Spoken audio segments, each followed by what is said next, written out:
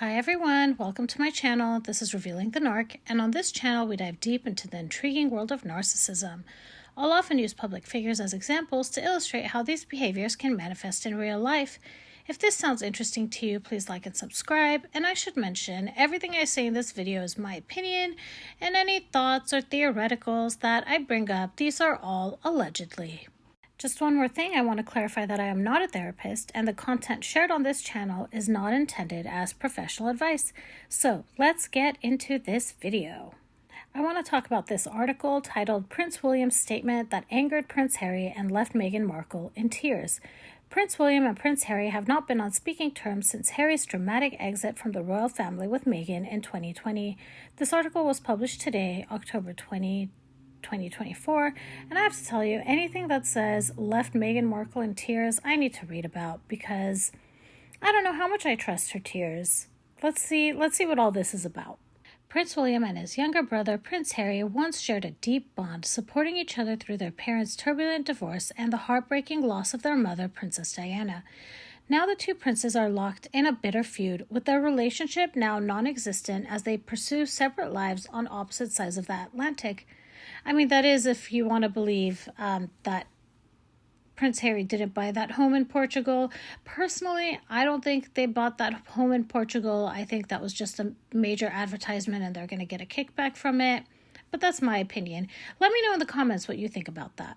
The brothers' relationship deteriorated after the Duke of Sussex married Meghan Markle as the couple struggled to adjust to royal life. They ultimately stepped back from their royal duties in 2022 and relocated to the United States. That should say 2020. And if I'm not mistaken, their relationship deteriorated or began deteriorating prior to the wedding. And I remember this because I think it was in Spare where Prince William tells his brother, you don't have to rush into it now. You don't have to get married now. Just get to know her for a little bit. And that infuriated Harry. And the way I see this actually happening, based on just my experience with narcissists, is that maybe Harry wasn't at first that upset about it. But then he goes and tells Meghan. And now Meghan knows she has a threat. She's losing control. There is someone that's telling Harry to slow down. She doesn't want to slow down because if she slows down, her mask falls off and Harry steps back. She wants to go full steam ahead. So what does she start doing? She starts creating conflict between Harry and William, between the two brothers, and it's done on purpose. Basically, William made himself a target when he told Harry to slow down. And the thing is, William is a brother. Of course he's going to tell him to slow down. The problem is that Harry went and repeated that statement to Meghan. This actually reminds me of a scenario that happened between me, my dad, and my stepmom. So I've told you that my relationship with my dad was mostly on the telephone. I didn't really see him. And I mean, that's really sad, I didn't celebrate birthdays with my dad. I didn't celebrate Christmas or Thanksgiving or anything. And I'm not talking about once or twice. I'm talking decades. For decades, I didn't get to see him. There were times that he didn't come to my graduations. And anyways, what's in the past is in the past. But this particular event, and I'm telling you all not because I'm living in the past, but I feel like if I describe situations to you, that number one, it's a little bit healing for me because I talk through it without anger. And number two, I think people can relate to it or see a parallel within their own lives. So I very surprisingly got accepted into a PhD program. And I say surprisingly because I decided at the last second to apply. I honestly didn't think I was gonna make it. My goal was I'll try again next year, but I got in. So I called and I told my dad. And I don't know why, but I told my dad, I'm like, Dad, don't tell her. But he told her. And my dad told her because he's brimming with pride. Look what my daughter accomplished. But these malignant narcissists, they have to turn it into something bad. Like, my stepmom hates me, hates to see me succeed. She wants to see me hurting and in pain. So a few minutes later, my dad calls me, and he's like really angry, out of breath, and he's like, how are you going, tell me again what school you got into, and how does it work? Who pays for your school? And I was like, well, it's through grants, and you work, and let me tell you, my parents did not pay for my college. I did. So I asked my dad, I'm like, Dad, is she sitting right next to you right now? And he's like, yes, she is. And I said, Dad, I'm coming over there, and we're all going to talk about this in person. And mind you, I'm like really scared of my stepmom. Like, she is one of those people that, like, you freeze in front of her, because the abuse was so bad as a child. But I felt brave enough there. So I went over there, and she was so nasty to me. She pretty much called me fat. But the word, I don't know how to describe it, but basically, when you hear, it's a form of gaslighting, I would say, because the words itself would sound like, oh, you have a nice figure. But the way she says it is, oh, you have a nice figure, which means she's calling me fat, right? So anyways, just so hurtful. And she said some pretty horrible things then. Again, and I had a friend of mine accidentally witness, and this ended up into a whole other drama thing. But basically, there are some things that you don't need to tell the malignant narcissist, because they are going to create problems, because they are incredibly jealous and envious people. I ended up finding out that my stepmom had gotten accepted to a university, but after 1 year, like, she flunked out or something. So for me to go into a PhD program, and she can't even go to a 4-year, and my dad was paying for her to go to her 4-year. I mean, I don't know. I hope none of you guys feel experiences like this. And if you do, there's a way out. Rely on yourself. Do the best you can. There's always options. People that are resourceful figure it out. And you'll figure it out. I have trust and faith in you. All right, let's continue. Since their exit from the monarchy 4 years ago, Harry and Meghan have publicly targeted the royals on multiple occasions, making some serious allegations against them.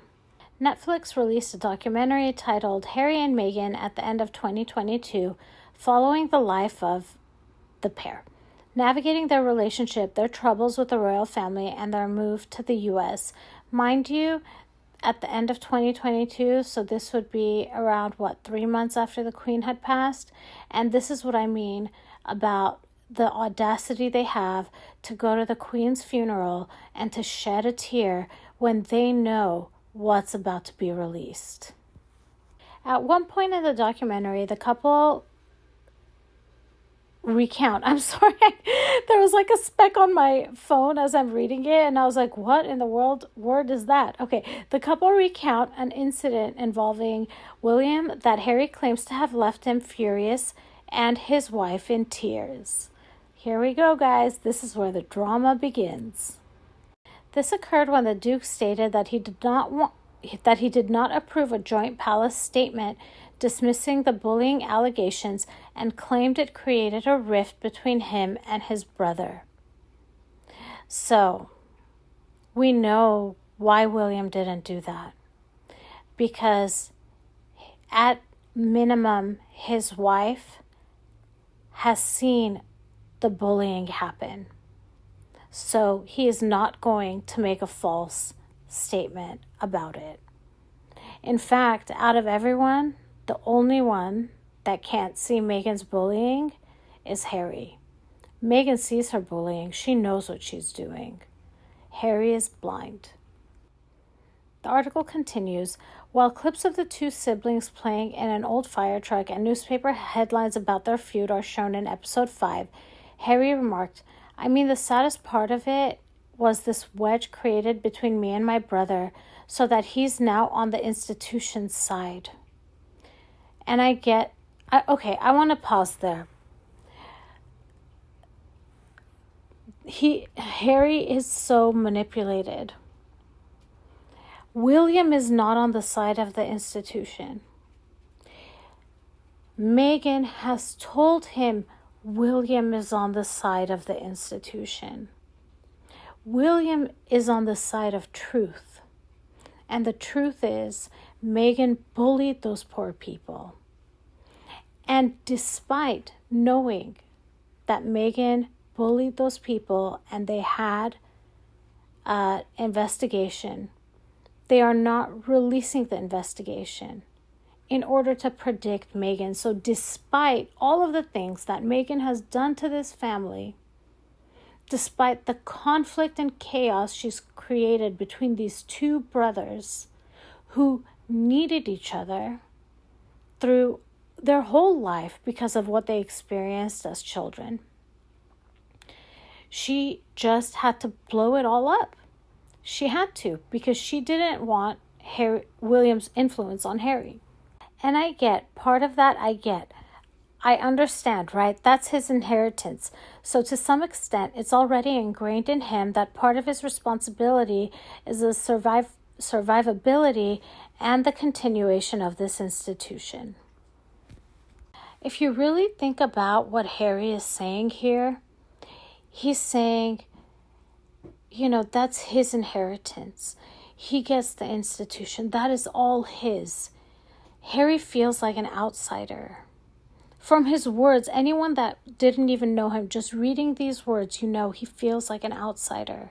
So he would be very easily manipulated by someone who could make him feel a part of something, who could do some future faking, which is a topic of a video that I will be doing soon. I'm spending a lot of time on it because I want to be really thoughtful about it. But Meghan came in at an opportune time to cause this chaos. The article continues. That day, a story came out that part of the reason why Meghan and I were leaving was because William had bullied us out. And once I got in the car after the meeting, I was told about a joint statement that had been put out in my name and my brother's name, squashing the story about him bullying us out of the family. I couldn't believe it. No one had asked me permission to put my name to a statement like that. And I rang Em and I told her, and she burst into floods of tears because within 4 hours they were happy to lie to protect my brother, and yet for 3 years they were never willing to tell the truth to protect us. Does this sound like a manipulation to you? It does to me. And it does on multiple levels. So that all of this is based on the premise that William bullied them out of the family. I don't believe that's what happened. They had a summit. There were multiple people present. Queen's advisors were present. And it was decided they could not be half in, half out. So they were going to try for 1 year to do the half out. So there was no bullying. It was a conversation, and maybe Harry wasn't an active part of that conversation, but he wouldn't need to be because he's already laid out his demands. He's already mentioned what it is that he wants. Am I right about this? What do you guys think about that? Leave a comment about it. So that's the first part of the issue. The second now is Meghan's reaction. She burst into floods of tears, not ordinary tears, not a couple of tears, but burst into floods of tears. Ask yourself why. Why?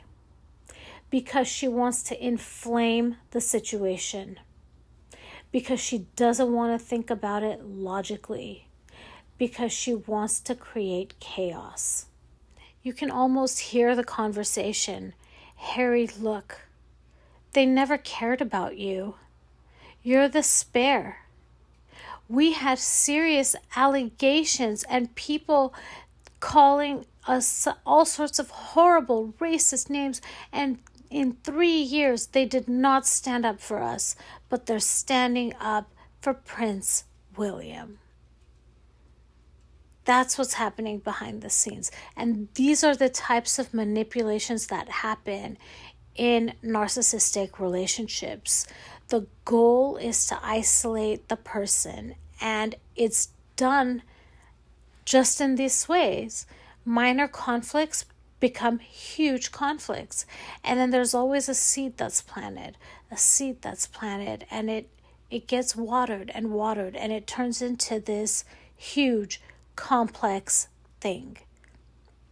And in my opinion, this whole thing about him being a spare and calling the book Spare, this is a seed that was probably really small, but Meghan watered it and watered it and watered it, and every time his family didn't do something she didn't like or he didn't like, she exaggerated and watered that seed so much that it ended up being the title of his book. And that's a connection that I just made right now. But literally, that's what narcissists do. The article continues, a royal historian and expert warned that Harry and Meghan's decision to air their dirty laundry in public has caused damage to the idea of a family monarchy. Since stepping down from their positions as senior working royals, the Duke and Duchess of Sussex have launched multiple high-profile criticisms of their royal relatives, particularly targeting King Charles and Prince William. The couple are also believed to be no longer in touch with the Princess of Wales or Queen Camilla, who they also made public allegations about. However, this has not only strained their personal relationships with Harry's immediate family, but has also greatly undermined the royals' reputation as the best of British family life, according to historian Dr. Ed Owens. I'm not so sure about that. During an appearance on the Mirror's Pod Save the King podcast, Dr. Owens, author of the new book After Elizabeth, Can the Monarchy Save Itself?, suggested that the monarchy should reconsider its family image.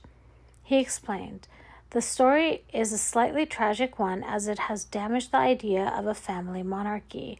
This idea that this is a united group who embody, if you like, the best of British family life. It's nice to have things or role models that look absolutely perfect.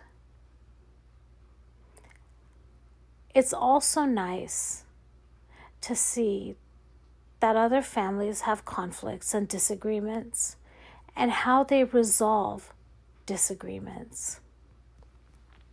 So in our case, we've seen disagreements that have happened between the royal family. One of the most public ones was when Princess Diana passed and planning a state funeral for her. That was conflict, but it was resolved as a team.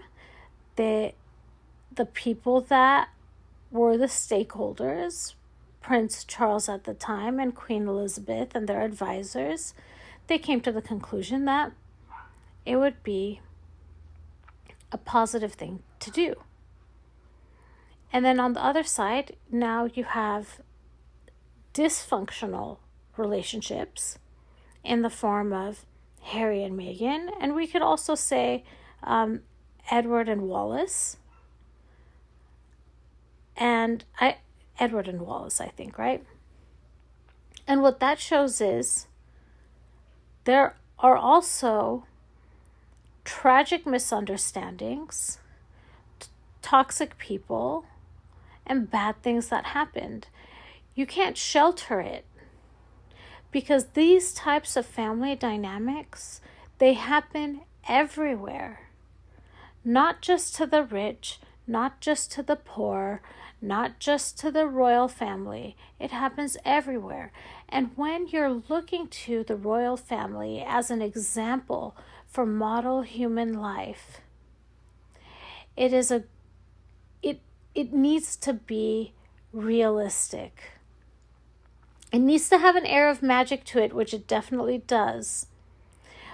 But we need to learn from them on how they resolve conflict. And we've seen how the palace responds to conflict with Harry and Meghan.